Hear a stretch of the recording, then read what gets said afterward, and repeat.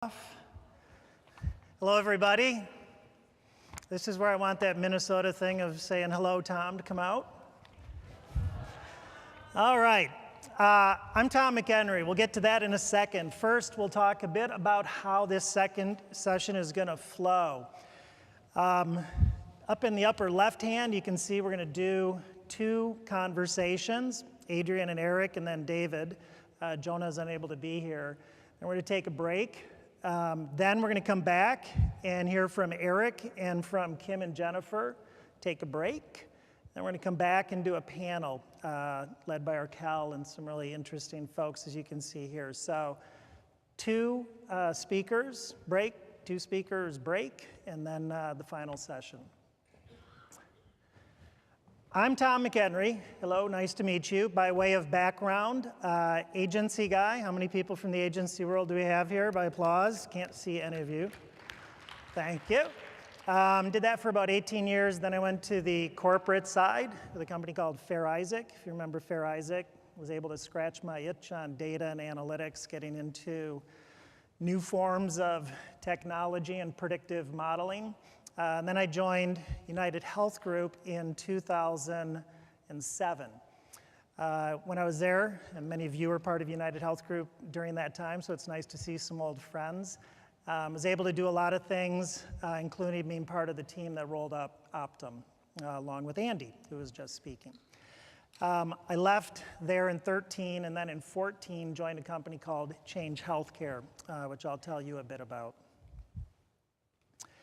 Change Healthcare is a company that's come together through a lot of acquisitions, and when you boil us all together today, we're a data and analytics organization, and we deploy data and analytics-driven solutions across our network to fundamentally drive change in the healthcare system, and really helping the healthcare system make this pivot to value-based care, which, yeah, some would say it's a buzzword, but also it gets to the concept of this moving from fee-for-service to fee-for-value and more of a transparent approach to impacts.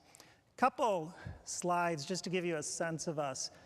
The local edge I will share with you is we're based in Nashville. I'm here in Minneapolis. We have about 100 people in Minneapolis. We have about 140 offices around the country, a few international. So from those locations, this is what we help operate, and it's really the Intelligent Healthcare Network. And those words may seem simple, but they're actually pretty thoughtful. We're a fundamental part of the infrastructure of the United States healthcare ecosystem. And from this seat, you can see, for those of you that are in healthcare, we have view and purview to a lot of flow of information and a lot of deep understanding of the complexities of the workflows within the healthcare system. With this network, we then think of that as your sandbox, if you will, in many respects. We have a platform mentality, which is we feed all of that into our platform, which then we bring forth as solutions for those payers and providers. We'd say consumers, but a lot of our access to consumers is through the payers and the providers. So we're a B2B2C organization. But if you navigate around this, you can see we have the network. We focus a lot on data and analytics. You'll see some of the words that we're very involved in, from AI, robotic processing, automation, certainly blockchain. We're an early mover on blockchain at scale. User experience is very important, which I'll get on, and I think all of our speakers are going to touch on user experience in some respect. And then this notion in the lower left, the complexities of interoperability and data sharing.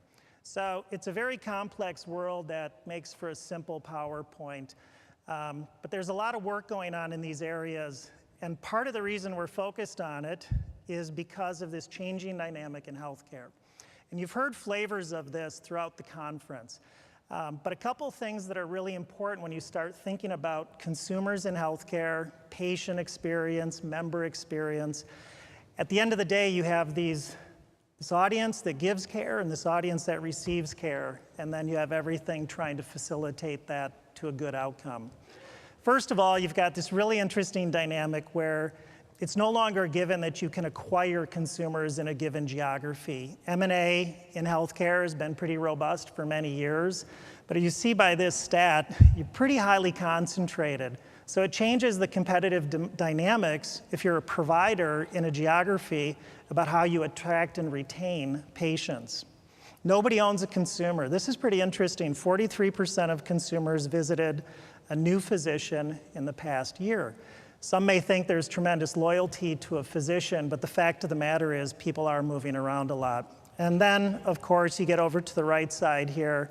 These new front doors are creating tremendous opportunity. So at the end of the day, when you think of those market dynamics coming to bear on a consumer, we're in a great spot, right? Well, no, we're not. So if you think about the typical patient experience, show of hands, who's here has been in a medical environment in the last 4 years? Show of hands, you don't have to say what for.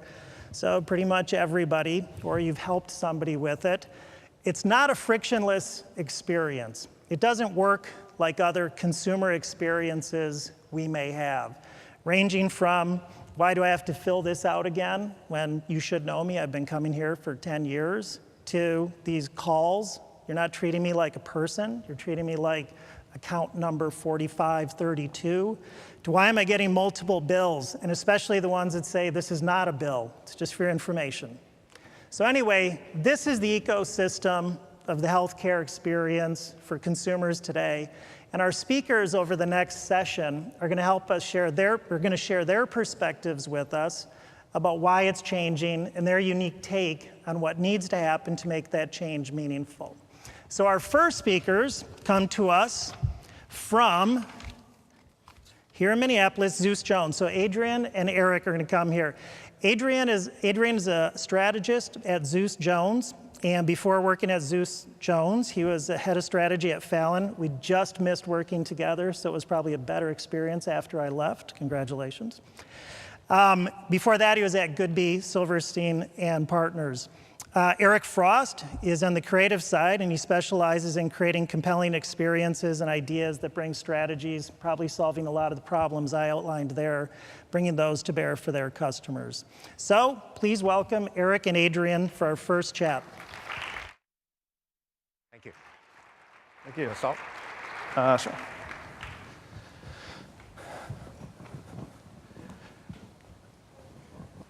All right, so this morning we heard Senator Frist talk about how we needn't be as concerned with the Airbnbs and the Netflixes and the Ubers of the world because healthcare is a regulated industry. But when you step back and you take a broader look at culture and business, I think this is actually a dangerous assumption, which is what we're going to talk about today. So first, a little bit about us. Zeus Jones is just about 12 years old. As you heard, we all came from the advertising industry, but we really founded on the belief that brands are built on actions and experiences. They're built on what they do for consumers, not what they say. They're really, the reason you tell someone about a new brand or a new business is based on your experience, not based on what they're saying they stand for.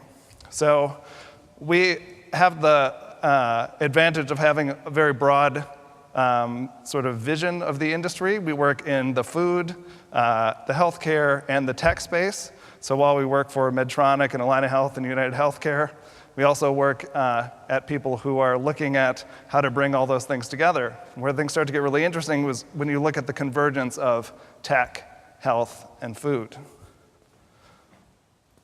So the kind of work that we do for our clients, really quick, we reshape how they think about marketing. So we're helping a lot of Fortune 100, a lot of bigger companies completely change the way they think about marketing. Some of that has to do with cultural change, operational change, reorganizing them from the inside, but also a lot of how they're telling stories around their innovation, how they are creating experiences for consumers. We've also been very fortunate to help push the way these companies are practicing innovation. So from building what a prototype clinic of the future might look like, to new digital services, and designing new ecosystems and services for those clients. We also have helped innovate physical products. So we're creating new brands and new products to help these companies compete against disruptors in their markets. So there's been a lot talked about in terms of the consumerization of healthcare, and there's a number of different trends that we see kind of underlying this. The first one that we think is very important, obviously, is the shift towards wellness and prevention rather than curing sickness. It's obviously driven by advances in science and medicine that really are starting to tell us that more and more chronic diseases are preventable through good diet, through good exercise, good nutrition. The second is, of course, the retailization of healthcare. It's the shift towards more consumer outlets driven by clinics, urgent care, a lot of the initiatives that Walmart was talking about yesterday. The third is the digitization of healthcare, and that's the delivery of more and more healthcare services via both digital and mobile technology. And these three, we think, are the ones that have been discussed most broadly, perhaps because they are forces that really exist within the healthcare industry. So the fourth one that we think is also very important and probably hasn't been talked about as much is something we're calling embedded healthcare. And it's really the migration of healthcare into other consumer categories, or in fact, the entry of other consumer categories into the healthcare industry. And so if you bear with us, we have about 70 slides, so this is going to be very, very fast. We're going to take you on a quick tour of some of the things that we're looking at. Probably the most famous one right now is Apple Watch that allows you to do an EKG. They claim that it's the first FDA approved device. It's not. There was a band, the Cardia band, that came out about a year earlier that's also FDA approved, allowed you to do the same thing. Yesterday, you may have been seeing in the news that Bose actually announced a pair of earphones that are also FDA approved for hearing devices. But, you know, Apple Watch is really just sort of the tip of the iceberg. Beneath that, in the health and fitness area, there's dozens and dozens of other companies. Athos is one of them. They sell a line of compression clothing with embedded sensors that do real-time biometric tracking, including sort of letting you see what your muscle activity is pre and post-workout. It allows you to sort of understand how well you're working your body and the kind of exercise you're doing. Mirror is a new product that just launched recently. It takes data from things like the watch and from other embedded sensors and actually translates those into a personalized training program. You can also use this to connect with coaches live elsewhere and exercise with friends and family. And then Sculpt is a body fat analyzer that actually uses a tool that allows you to measure body fat at different parts of your body, get a real sense of sort of how your body's responding to exercise, and then uses that data to deliver a personalized workout plan to build fat and muscle. And then Naked Labs is another new entry. And this is pretty interesting because it's actually the first at-home full-body scanner. And what it does is it basically delivers a full-body scan of your body density, your fat density, your muscle density, your bone density, and all sorts of things. And again, it's all tied to sort of tracking your progress over time and giving you personalized advice. So then we look at, going a little deeper. Google has invented an optical sensor that measures your cardiovascular health. And as part of the patent that they're applying for, they're saying it's going to be better than a snapshot captured at a hospital or an office. So currently, as part of this patent, you can see they're saying this might be an ecosystem in which this data is communicated to medical professionals. However, as we move forward in the shifting landscape, we all know that Google's purpose is data and organizing data. So who knows whether or not they'll be willing to share that or not. Then we start to see more sort of kind of embedded and wearable devices that are getting much more serious about helping measure health metrics as well. Like Ohm Signal from Ralph Lauren. It's a compression shirt that measures live metrics like heart rate, breathing, and steps, and is once again delivering this into the iPhone Apple Health ecosystem. And we see things where you don't even have to worry about putting it on every day because it's just embedded right into, say, your underwear. Helps you track heart rate, temperature, body fat, breathing, motion, among other things. And these things are platforms that are just launching, so who knows what sort of data and sensing they're going to be building onto these. In the more sort of focused space, we have this SuroSense system, which is an FDA-cleared foot sensor technology that uses sort of a very thin insole that helps predict risk to foot health for people with diabetes. And a little more sophisticated things like the IT Bra, which is wearable technology, once again, that is helping you detect breast cancer. It looks amazing. Looks very comfortable.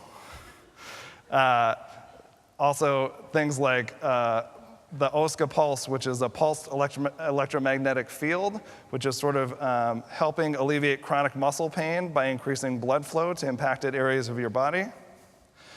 And Arival is sort of taking a lot of this data and sort of building it into a consumer-facing service. So what they are is they provide personal wellness coaching based on your personal goals, based on using data and metrics and tracking as well. So this is one of those services that are starting to pull food and tech and health expertise all together in one service that's very consumer-friendly and easy to access. So there's also a whole host of services that we see launching that are sort of competing for helping people understand what's going on sort of inside of their bodies, be that in the biome, using different sorts of biological markers, or using DNA. So Thriva is using various biomarkers to help you get in touch with what's inside your body. And from there, they're giving you personal insights and personal plans to sort of empower you to change your health moving forward. Day 2 is also doing microbiome and nutrition, and they're very focused on glucose and insulin response, so helping people manage glucose through their diets and the insights that they're providing. Euphoebe, which is actually a client of ours, is a personalized plant-based meals. They do a 28 reboot system, but also provide sort of ongoing nutrition support for people. Very driven by health consultation metrics as well. A great entry into the sort of personalized health and diet space. And Habit, which is actually a Campbell's back startup, is using DNA and other metabolic markers to help people really get that personalized nutrition plan based on, once again, their personal health and what's right for them as well. Moving into the supplement space, you've got companies here like Ritual. They're doing a subscription-based supplement program specifically tailored to women. Their insight is that women specifically lack certain nutrients and vitamins that they aren't getting through their other foods or through other means. So they're focusing on this area with a smart capsule. Care of is taking this a step further. This is a vitamin pack where basically you go online, you answer a few questions about your lifestyle, your goals, and they will deliver, again, a subscription of vitamins for you based on specifically your nutrient goals.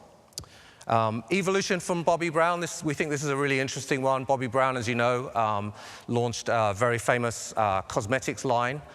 We worked with her on that. And more recently, she's shifted to this notion of beauty from the inside out. So Evolution 18 is the new brand that she's just launched, which really is about supplements, proteins, and other kinds of herbs and stuff, all designed to build specific beauty benefits, but obviously from the inside out. One of the newer ones that we think is also pretty interesting and very ambitious is Phyto. They have a smart bottle along with these tailored capsules. And so the way this one works is you go online, you give them your goals, your lifestyle, other types of information, and they will basically put together a program of kind of nutrients that you're supposed to take on a daily basis. And what the bottle does is it kind of lights up and tells you which nutrient you're supposed to take and when. You put the pod on, and it dissolves in water. And so this is sort of like a personalized program that tells you when and how often you should be taking supplements.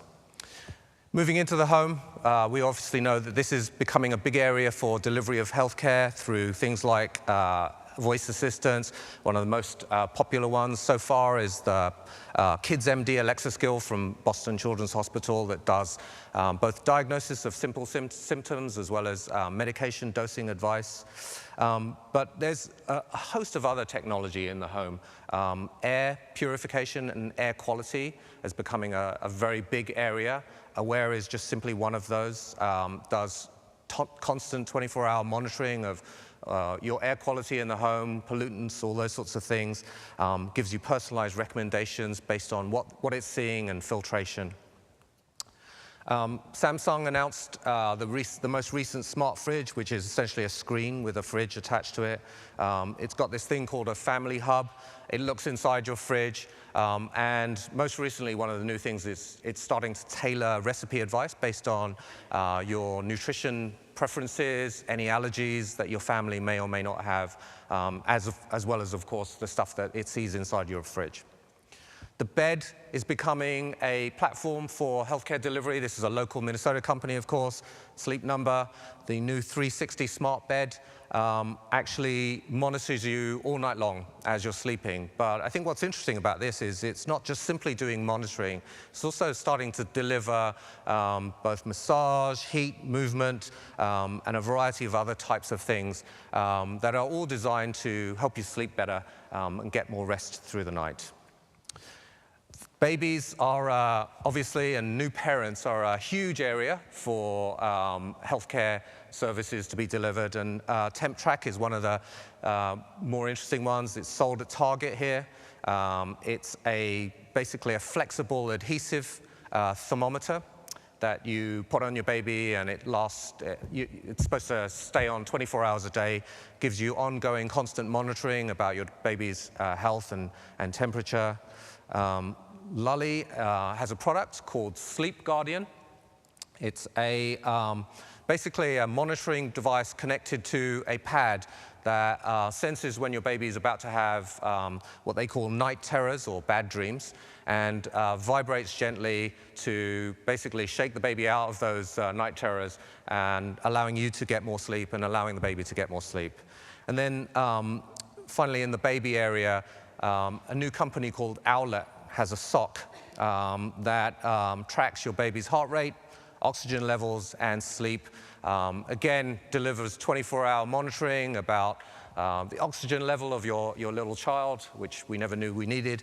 And you can get historic records about how your baby's sleeping and how your baby has slept in the past. Also in the home, we're starting to see more sort of kind of robots and intelligence that are pulling a lot of this data together based on, your goals, also with nutritional information and also what you have available. One of the companies that I think is doing a really good job modernizing and equity and building in this space is Best Buy. They've sort of taken their Geek Squad equity and are really trying to become the person who's helping you set up your smart home from a health perspective. So this Best Buy Assured Living is a program where they're bringing in all sorts of monitoring to help with an elderly parent or an elderly relative so that you can monitor their health. They've already built out all sorts of digital services, and this is obviously, as you've probably heard in the press, a big area of investment for them. So as we look to countries in Asia, there's a need there with lack of human capital to help take care of an aging population. Some of the same issues we'll be facing here. So they're really looking to robotics and AI as a way to potentially help care for the elderly as well. And then we're starting to see health filter into all sorts of small places, no pun intended, like your shower head and helping to filter out pollutants and add beneficial nutrients back into water. This is something that I am very happy to see because this has been an issue with my family. My daughter has some allergies here. Coming up with housing materials like paint that are giving off less sort of noxious chemicals and gases and things like that as well. And we have people who are looking at different levels of spaces. So you have the Well Building Institute that did many years of research on how to sort of design interior spaces and buildings for health. For a long time, we've obviously had the LEED certification, or a LEED certification is something that's come into prominence. Now we're thinking about how these buildings and these spaces are having a profound effect on our health. Then you have Delos, who's sort of looking at a smaller scale, but helping through the use of technology and research. They're designing and building spaces that are helping promote human health as well. Then you have someone like Perkins and Will that's looking at a little bit of a grander scale about health district planning. This is something where they're connecting communities with hospitals and providers, but looking at the entire space around through urban design and medical planning. Then this next section is sort of all the places that you're spending a lot of time if you're like me and you travel for business a lot outside of your home. So the Four Seasons is starting to create wellness rooms. Once again, I think as a lot of these sort of traditional industries are looking for new ways to compete, they're looking at your industry and seeing if we can take a piece of that, or we can bring services or expertise in that help us compete in our industry in ways that have been commoditized. At the Six Senses Duxton in Singapore, they're using traditional Chinese medicine. They have doctors on staff, and they're doing consultations and treatment right there on premises. Another place we spend a ton of time in the car. Once again, as this new next generation of cars and tech come out, they're looking for entirely new ways to compete on the experience. And one of those is through health. So whether that's medical grade air filters or some of these more advanced things like onboard fitness tracking and monitors for the driver's health from Byton. Mercedes is creating modes of wellness and comfort in their new cars. So it adjusts things like lighting, climate control, heating, ventilation, but also has massage functions and built-in sort of fragrance atomizers. Honda's taking it a step further as they look into sort of electric and fully autonomous cars. They've created what the HANA AI assistant, which they're actually referring to as an emotion engine. So it reads the driver/passenger, reads their emotions and sort of adjusts temperature, music, driving style, settings, all sorts of things based on that. But it's also designed to actually form an emotional connection with the driver. And then when we turn to work, we're seeing things like this partnership with Cigna, this virtual relaxation pod, which is helping people meditate while they're at work. And then local company who we've worked with as well on some innovation. Lifetime is actually looking at how do we combine work and fitness together in interesting and innovative ways. So they're creating and prototyping these Lifetime work spaces where there are co-working spaces attached to a place where you can access personalized nutrition, obviously fitness and health as well. So I think, individually, each of these doesn't really amount to much. Some of them are a little ridiculous, of course, and that was part of the point. We think that's one of the reasons why they're pretty easy to ignore. But collectively, we think they start to tell a pretty interesting picture of what's really happening and what's going to be happening in healthcare and specifically in the consumerization of healthcare in the years to come.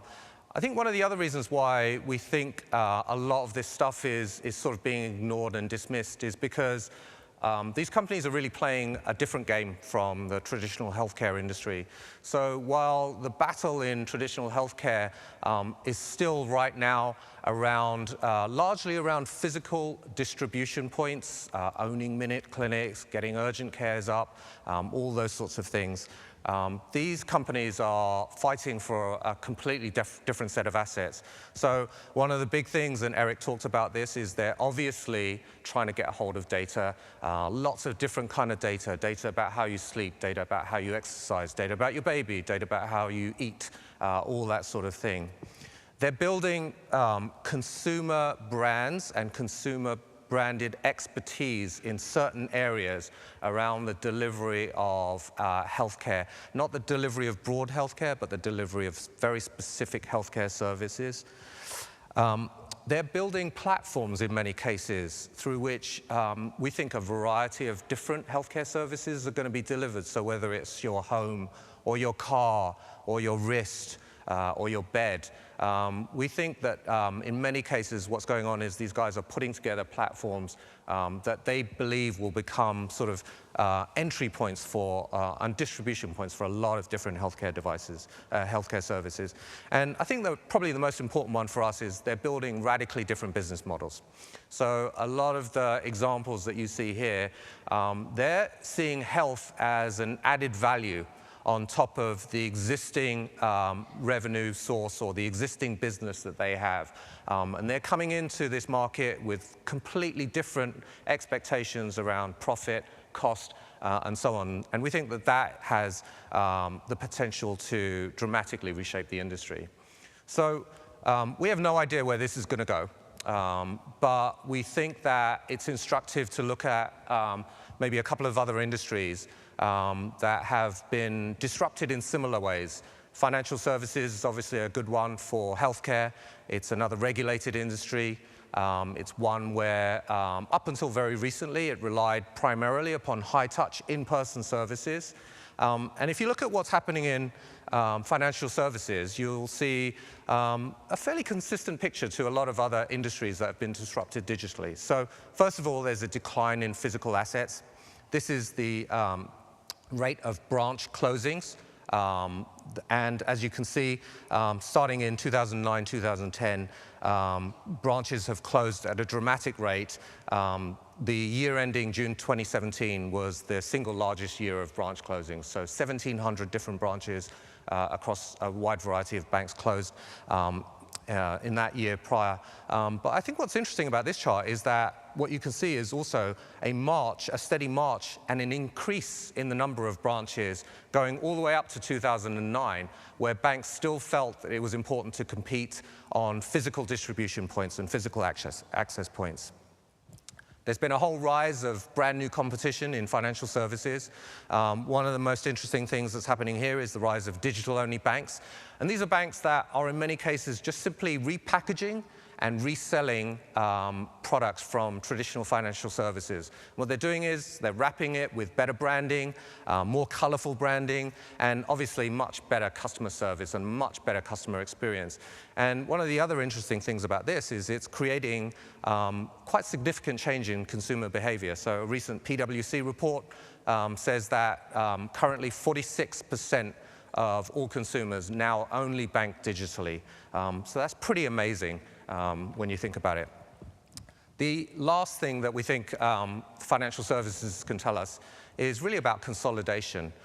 This chart shows the decline in the number of different bank brands in the US over the last 40 years. And you can see that basically the last 30 years have seen a dramatic reduction in the number of banks from 18,000 to less than 6,000 in 2014 when this data was pulled.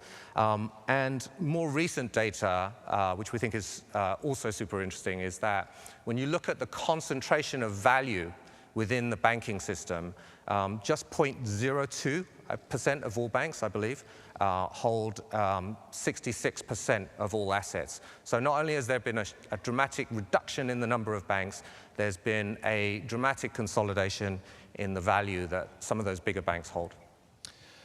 So real quick, we're going to take a look at the automotive industry as well. So this is a space where owning massive infrastructure and traditional channels of distribution historically have given you an advantage.